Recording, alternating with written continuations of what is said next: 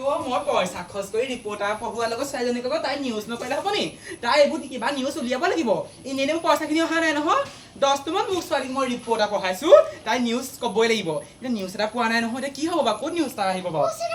অ' ক অ' ফুচিকে কি হ'ল অ' কি ফুচিকে কি কাগজনী আনিলে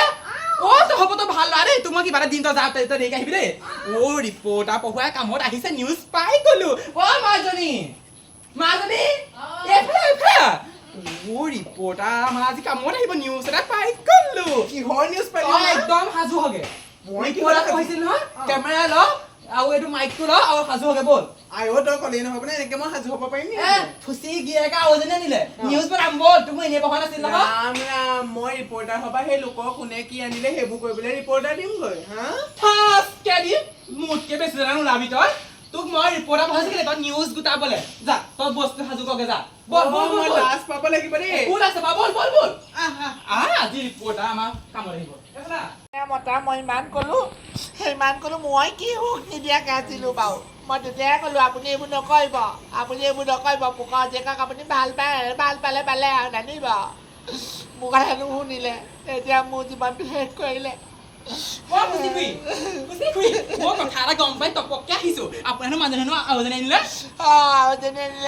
তই নিউজ কৰ মই ভিডিঅ' কৰো তই নিউজ কৰ এইবোৰ পৰা কেনে নিউজ বনাইছে তই কবি একদম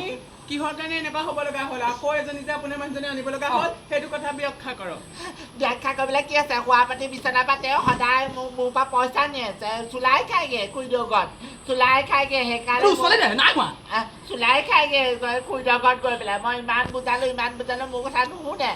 এতিয়া সেই পোকৰ জীয়েকক ভাল পাই যে 7 বছৰমান হ'ল কালি গৈ পেলাই সেই গুলিয়াব এতিয়া সেই ছমাহ মানে হ'ল পোকৰ জীয়েকক ভাল পোৱা আৰু কালি ৰাতি যোৱা দেই সেই পোকৰ জীয়েকক লৈ জহনীয়াটো ঘৰ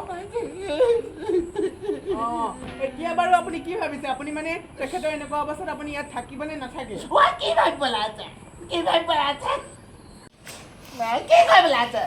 কৰিবলৈ আছে সি এই পোকৰ জীয়েকক আনিলে বুলি মই নাযামগৈ ময়ো যামগৈ আজি ৰতনৰ পুতেকে মোক কত দিন ভাল পাইছে ৰতনৰ পুতেকলৈকে মই যামগৈ চাব ৰাইজসকল শুনিছে নহয় এয়া বিগ ব্ৰেকিং নিউজ আমাৰ অসমৰ আপোনাৰ